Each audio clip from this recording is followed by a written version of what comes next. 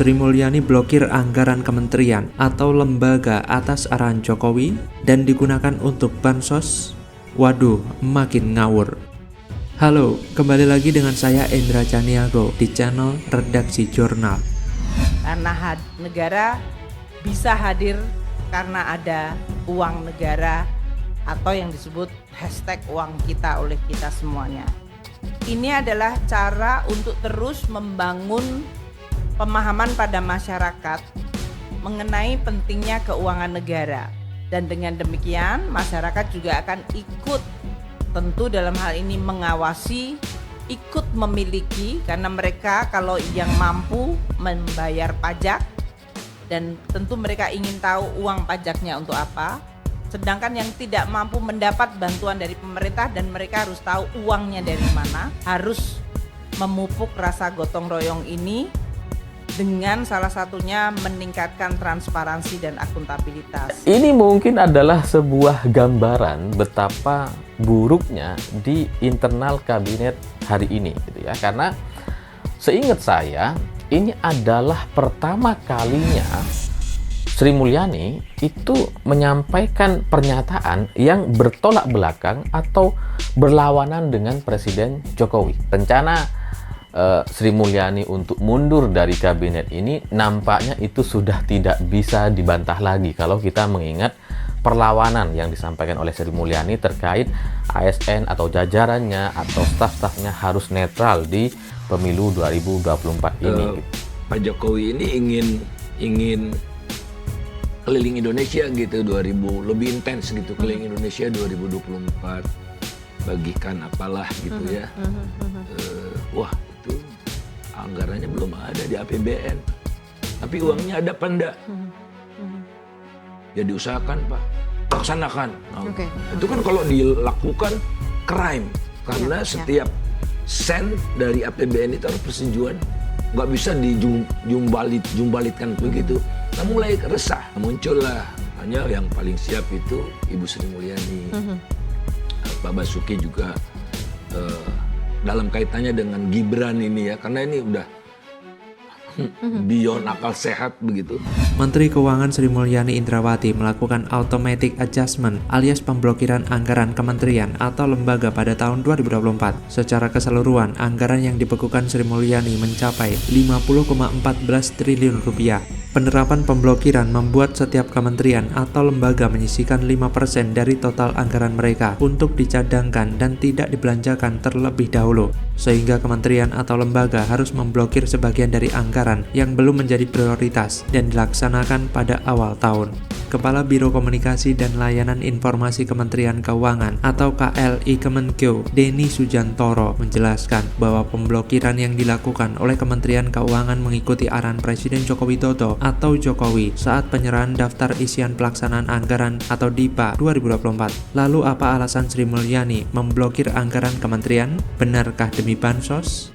Denny Surjantoro menjelaskan alasan Kementerian Keuangan memblokir anggaran kementerian adalah karena dinamika geopolitik global yang sedang berlangsung. Dinamika tersebut berpotensi mempengaruhi perekonomian dunia. Oleh karena itu, potensi dan kemungkinan-kemungkinan yang mungkin terjadi pada tahun ini perlu diantisipasi. Meskipun setiap kementerian atau lembaga diwajibkan menyisihkan 5% dari total anggaran untuk dicadangkan, Denny menyatakan bahwa anggaran tersebut tetap berada di masing-masing kementerian atau lembaga. Namun, penting untuk dicatat bahwa anggaran tersebut dapat digunakan untuk situasi darurat. Denny sendiri menolak memberikan informasi lebih lanjut ketika ditanya tentang situasi darurat yang sedang terjadi. Dia juga tidak memberikan penjelasan mengenai dasar hukum penerapan automatic adjustment. Namun, ketika dimintai tanggapan mengenai kemungkinan anggaran kementerian atau lembaga yang dibekukan dan dicadangkan akan dialihkan untuk penyaluran bantuan sosial atau bansos, Denny Sujantoro membantahnya. Ekonom dari Center of Economic and Law Studies atau CELIOS, Bima Yudhistira mengatakan pencadangan anggaran pendapatan dan belanja negara atau APBN kementerian dan lembaga melalui mekanisme pemblokiran tahun ini syarat perhitungan politik. Bima mengatakan pencadangan anggaran tidak didasarkan pada pertimbangan ekonomi yang kuat. Ia menilai pemblokiran hanya bertujuan untuk memberi jalan bagi peningkatan belanja bantuan sosial, terutama dalam tahun politik saat ini. Namun belakangan, Menteri Koordinator Koordinator Bidang Perekonomian Airlangga Hartarto mengakui kalau pemblokiran 50,14 triliun rupiah itu anggaran kementerian atau lembaga untuk mendanai program Bansos. Pemblokiran jadi salah satu sumber pendanaan untuk bantuan langsung tunai atau BLT, mitigasi risiko pangan, dan subsidi pupuk. Adapun besaran BLT atau bantuan sosial atau Bansos tersebut masing-masing 200.000 per penerima setiap bulannya atau bila dirapel selama 3 bulan sebesar Rp600.000 per keluarga sasaran. Sementara penambahan subsidi pupuk bagi petani dikucurkan senilai 14 triliun rupiah. Menurut Airlangga, ada berbagai cara yang dapat digunakan untuk mengatur sumber pendanaan agar alokasi dana BLT mitigasi pangan dan subsidi pupuk bisa ditambahkan. Salah satu cara yang memungkinkan ada melalui automatic adjustment atau pemblokiran atau penyesuaian anggaran pendapatan belanja negara atau APBN secara otomatis. Maksudnya adalah pencadangan belanja kementerian atau lembaga yang diblokir sementara untuk menghadapi ketidakpastian ekonomi global dan gejolak geopolitik yang terjadi. Jadi memang benar, ini semua atas perintah Presiden. Presiden Jokowi memang sengaja memerintahkan untuk melakukan pemblokiran agar bisa digunakan untuk mendanai Bansos yang belakangan syarat akan kepentingan politik Jokowi. Bansos telah menjadi alat kampanye dan Jokowi juga seakan mengamini bahwa ia senang rakyatnya bodoh agar dapat ditipu dengan mudah melalui BLT dan Bansos. Bansos dan BLT yang dipakai Jokowi juga kabarnya membengkak dan akan membahayakan anggaran negara. Lantas, masihkah para rakyat mau dibohongi oleh mereka-mereka yang hanya berpikir tentang keluarga mereka saja? Marilah segenap rakyat Indonesia agar cerdas dan bijak dalam menggunakan hak pilihnya. Bansos ini sepertinya akan menjadi senjata terakhir Jokowi untuk berkampanye demi 02. Setelah itu, ia sepertinya sudah kehabisan akal. Lantas bagaimana kalau menurut Anda? Memalukan, kampanye terselubung Jokowi tebar Bansos jelang Pilpres. Uang rakyat diijon untuk kampanye anaknya? Halo, selamat datang di channel Redaksi Jurnal. Rakyat diijon demi ambisi Jokowi. Kira-kira itu kesimpulannya kan? Ya. Ini kan diijon, dikasih uang supaya nanti suara itu diberikan kepada Jokowi. Ini semacam maklar yang memaksa. Kalau maklar masih mending lah. Ini kan maklar kekuasaan. Jadi semua peralatan dia kerahkan tuh. Nah, kita membayangkan bagaimana sejarah akan ditulis nanti bahwa satu pemilu yang di ujung masa Pak Jokowi ternyata Jokowi hanya bertindak sebagai maklar, bukan negarawan itu. Maklar duit rakyat untuk menipu rakyat, kan itu jadinya kan.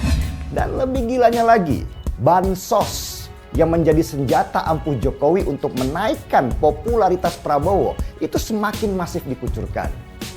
Bahkan Jokowi dikabarkan merapel Bansos yang harusnya dikucurkan sampai bulan Maret, dipampatkan semua di bulan Februari, bulan pemilihan. Dan Bansos itu banyak diklaim oleh tim ses Prabowo sebagai Bansos Jokowi.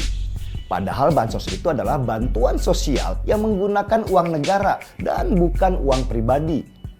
Semua fakta kecurangan itu semakin membuka mata masyarakat bahwa telah terjadi berbagai kecurangan untuk hanya sekedar memenangkan Prabowo di Pilpres kali ini.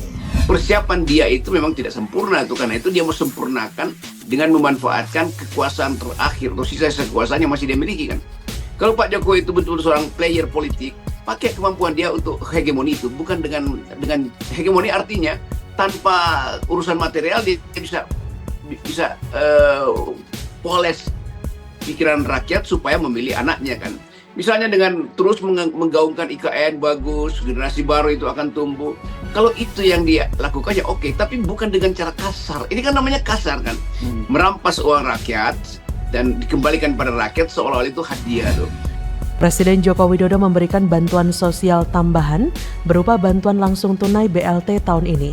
Anggarannya sebesar 11,2 triliun untuk 18,8 juta keluarga penerima manfaat atau KPM, sebesar Rp200.000 per bulan per KPM untuk periode Januari, Februari, Maret. Namun, nantinya pencairannya dirapel pada Februari sehingga masyarakat akan menerima Rp600.000 sekaligus. BLT terbaru ini ibarat tahu bulat yang digoreng dadakan. Terlebih bantuan diberikan di tengah masa kampanye Pilpres 2024 sehingga menimbulkan berbagai persepsi.